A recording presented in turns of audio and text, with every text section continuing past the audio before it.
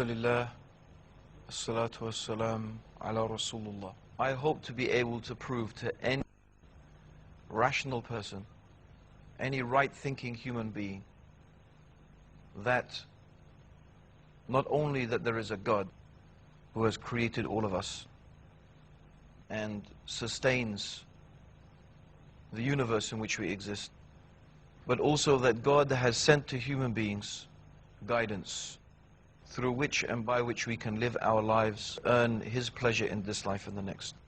Now, for many people, the whole idea that you could prove a religion to be true is a strange idea.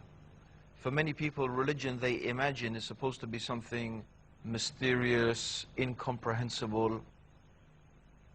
In fact, the whole idea of faith in the minds of some people is that faith is supposed to be something that you believe without any proof. But Muslims don't hold that point of view. Rather, for us, faith is something that is established upon evidence, upon understanding, with insight.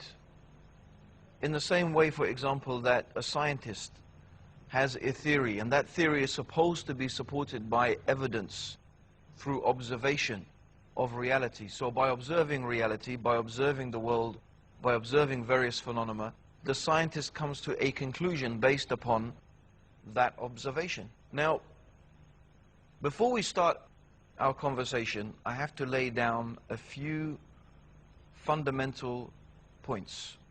Some issues that we all have to agree on. If we don't agree on these issues, you can turn off the TV now, because there's not going to be any point in this discussion if we don't agree on a few basic fundamentals. So the first basic fundamental that we have to agree on is this: that the world in which we live and this universe in which we live is real. It's really there. It's not like in the film The Matrix, is that everybody in their mind, it's a computer-generated image in their mind, and maybe reality is not reality anymore. I mean, okay, it's possible that that could be true, but what does it benefit us thinking like that? No, we have to accept that the world in which we live is real. I am real, you are real, the sun is real, the trees are real, the air is real, and this is a real world. And the way we understand our world and the way we understand ourselves is by observation and by using our minds. This is the way that we understand reality. This is the way that we make sense of our everyday lives. We use our minds, we think, we reason. And all human beings have something in common. There is something in common that makes us all human beings. There are certain physical features we have, but there are also certain mental features and ways of perceiving reality that we share. That's common to our humanity. So one of these things is what we call common sense. We can call it common sense, or the ability to reason. And there are certain things that we all agree upon. And no two human beings would differ, except that if that person differed about this, we'd say, that guy's crazy, that guy's mad. He doesn't, his brain isn't working properly. So one of the things we all, for example, let's take an example. One of the things that we all agree about is this: that the part of something is less than the whole of a thing. Part of something is less than the whole of the thing. We all agree with that? I'm sure we all agree with that. That's something every single human being everywhere is not going to argue about it. Okay. Another thing that all human beings can agree about, to give another example of something that we can all agree about, is that we don't find something coming from nothing. We don't find that. Human beings understand that where we see things working according to laws, working according to patterns, we see things constructed, we know that thing has come from somewhere. How did this universe come into existence? Where did we come from? What is the origin of all of this universe? If we can think about this and we can understand this and we can reason this, then we will find, step by step, we will come to an amazing, inevitable conclusion. So let's look at our universe. Let's look at the world in which we live. Let's look at ourselves.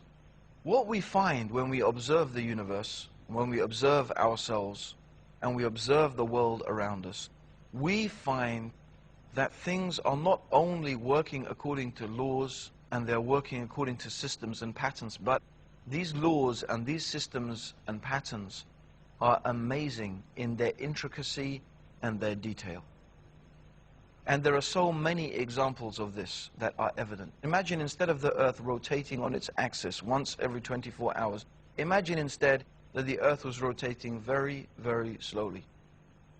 And in fact, a day was not a day, but it was what is now equivalent of 30 or 40 years. So what would you find? You would find that one part of the Earth's surface would be almost constantly exposed to the sun. The other part of the Earth's surface would be in darkness. The consequence of that would be one side of the Earth would be superheated, the other would be super cool. It would not be possible for life to exist. If there was not an ozone layer protecting us from the harmful effects of the sun's radiation, life on the Earth would not exist. Could this perfect combination of gases, of movement, of various aspects, and I've just mentioned a few, be a product of some random event, of chance and coincidence? Let us, in order to understand this, go back and use what we decided already we're going to use. Let's use our process of reason. Let's use our common human experience. Is there anything in our human experience that tells us that you get such order, such fine and precise order from some random event? No. Our universal human experience tells us that where we see something working according to orders, working according to patterns, someone or something has ordered it. Someone or something made it work according to those laws and work according to those patterns. That's why, for example, an archaeologist could go and dig in the desert and find a simple piece of pottery, just a simple piece of pottery. Yet this archaeologist will be able to tell us so many things about the civilization that made that piece of pottery without ever seeing them. He didn't see the pottery, he didn't see their houses, he didn't see their buildings, but this man digs in the dirt, he finds this piece of pottery, and he will tell us so many things about this civilization, their state of technology, their transportation system, their level of intellectual capacity.